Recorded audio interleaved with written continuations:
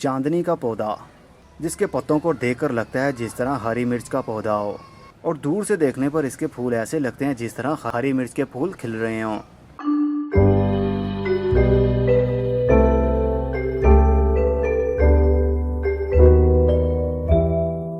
अस्सलाम वालेकुम मेरे दोस्तों, सजनों और बेलियों। मैं हूं इज़हार अहमद और वेलकम करता हूं आपको किचन गार्डनिंग चैनल पर। और उम्मीद भी रखता हूं कि आप सब लोग खैरियत से होंगे, फिटफाट होंगे, अच्छे अच्छे ऐसे कामों में खूब अच्छे से बिजी होंगे।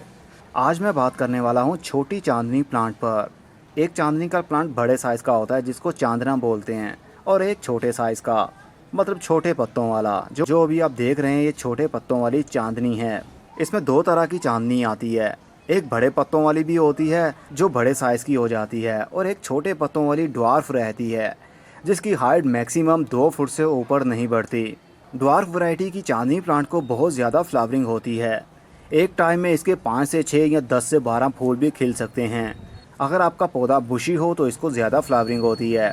पिछले साल मेरे पास भी ऐसा ही पौधा था, लेकिन उसके साथ मैंने काफ़ी छेड़छाड़ की, मतलब उसको तरह तरह की खादें देकर मैं उसको बूस्ट करना चाहता था, लेकिन मैं फेल रहा। क्योंकि पौधे ओनली खाद के ऊपर ही डिपेंड नहीं करते, पौधों को खाने की ज़रूरत होती है, जिनमें नंबर 1 पर आता है पानी। इनको पानी की प्यास ज़्यादा लगती है और इसको पानी ही देते रहें तो इसकी ग्रोथ होती रहती है। लेकिन जब हम खादों के ऊपर बहुत ज़्यादा फोकस करने लगें तो हम अपने प्लांट्स की जान लेने लगते हैं। इसलिए अब फिर मैंने ये पौधा मंगवाया और अब मैं इसकी केयर करूँगा, लेकिन इसको ओवर फर्टिलाइज़ नहीं करूँगा। अभी तक मैंने इसको कोई भी खाद यूज़ नहीं की है। चांदनी प्लांट को गर्मी के दिनों में फ्लावरिंग होती है। 15 फरवरी से इसके दिन शुरू हो जाते हैं ग्रोथ करने के। जैसे जैसे गर्मी बढ़ती जाती है इसको ज़्यादा फ्लावरिंग भी होती है, और रेनी सीज़न में तो काफ़ी हद तक ज़्यादा फ्लावरिंग रहती है। लेकिन इसके फूलों में से खुशबू बिल्कुल भी नहीं निकलती, बस देखने पर ही खूबसूरत लगता है ये पौधा।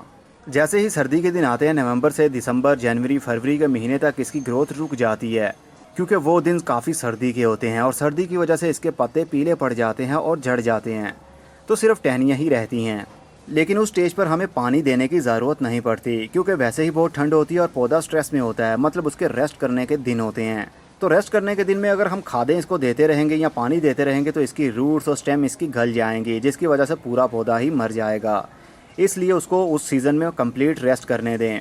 ये पौधा परमानेंट धूप में रखने वाला पौधा होता है। जितनी ज़्यादा इसको धूप मिलेगी उतनी ज़्यादा इसके पत्तों की ग्रोथ होगी और फूल भी लगेंगे। इस पौधे को कोई खाद दें या ना दें, इसने फ्लावरिंग करनी ही करनी है, क्योंकि इसकी नेचर में ही यही है। जिस तरह नॉर्मल दूसरे पौधे बढ़ते हैं और अपने पत्तों की ग्रोथ ज़्यादा बढ़ाते हैं, उसी तरह ये भी एक पौधा है जिसके पत्तों की ग्रोथ भी होती है और साथ में फूल भी लगते हैं, चाहे खाद मिले या ना मिले। वैसे अगर आप इसको खाद देना ही चाहते हैं तो गाय का गोबर भी दे सकते हैं। अगर केमिकली खाद हो तो NPK 20-20-20 भी दिया जा सकता है। हर 15 दिन के बाद 1 टीस्पून पानी के अंदर डालिए और उसको मिक्स करके पौधे के अंदर पानी दे सकते हैं, और बाकी जो पानी बच जाए वो दूसरे पौधों में भी डाला जा सकता है। मतलब गमले के अंदर जो पौधा लगा हुआ है उसको 1 ग्लास फर्टिलाइज़र वाला पानी काफ़ी रहेगा 15 दिन के लिए। बाकी आप डेली या 1 से 2 दिन के बाद नॉर्मल पानी ही देते रहें। वैसे तो हर पौधे को बालू मिट्टी ही अच्छी लगती है, मतलब सैंडी सॉयल, जिसके अंदर 50% मिट्टी और 50% रेत अच्छे तरीके से मिक्सअप करने के बाद पौधे को लगाया जाता है। लेकिन अगर आपके पास ऐसी मिट्टी नहीं है तो जो भी आपके पास गार्डन सॉइल है उसमें 3 हिस्से मिट्टी और 1 हिस्सा गाय का गोबर या फिर कंपोस्ट मिक्स करके भी पौधे को ग्रो किया जा सकता है। इस पौधे की कटिंग भी आसानी से लगाई जा सकती हैं, लेकिन सिर्फ रेनी सीज़न में। रेनी सीज़न में काफ़ी ह्यूमिडिटी होती है, नमी होती है हवा के अंदर, इस वजह से इसकी जल्दी ही शूटिंग शुरू हो जाती है। इसकी 4 इंच की या 5 इंच की कटिंग लीजिए, हाफ मिट्टी के अंदर लगा दें और हाफ मिट्टी से बाहर रखें। कटिंग लगाने के बाद उस गमले को शेडी एरिया में ज़रूर रखें, ताकि धूप की वजह से स्टेम के अंदर जो मॉइस्चर है वो उड़ ना जाए। कटिंग लगाने के लिए यंगर शूट लें या फिर ओल्डर शूट लें, कोई बात नहीं, जौन सी मर्ज़ी आप यूज़ कर सकते हैं।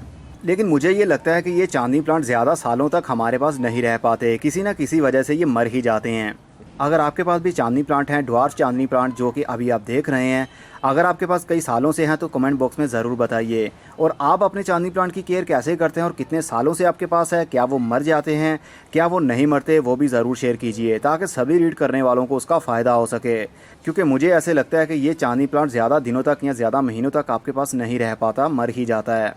बस इसके अलावा इस पौधे की और कोई भी केयर नहीं है।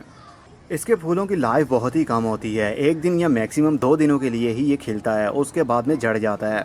इस पौधे को छोटे गमले के अंदर भी लगाया जा सकता है, ज़मीन के अंदर भी और बड़े गमले के अंदर भी, लेकिन सबसे अच्छा इसके लिए 10 इंच का गमला रहेगा, जिसके अंदर काफ़ी देर तक आपके पास ये पौधा टिका रह सकता है। लेकिन इसको ज़्यादा पानी देंगे तो ये गल जाता है। हमेशा तभी पानी दे जब ऊपर से सरफेस एरिया इसका ड्राई होने लगे। होपफुली आपको काफ़ी कुछ पता चल गया होगा इस पौधे के बारे में। अब मैं चलता हूँ, अगली वीडियो में फिर किसी नई इन्फॉर्मेशन के साथ मिलेंगे। तब तक के लिए goodbye, see you and tata, और अपना बहुत सा ख्याल रखिएगा।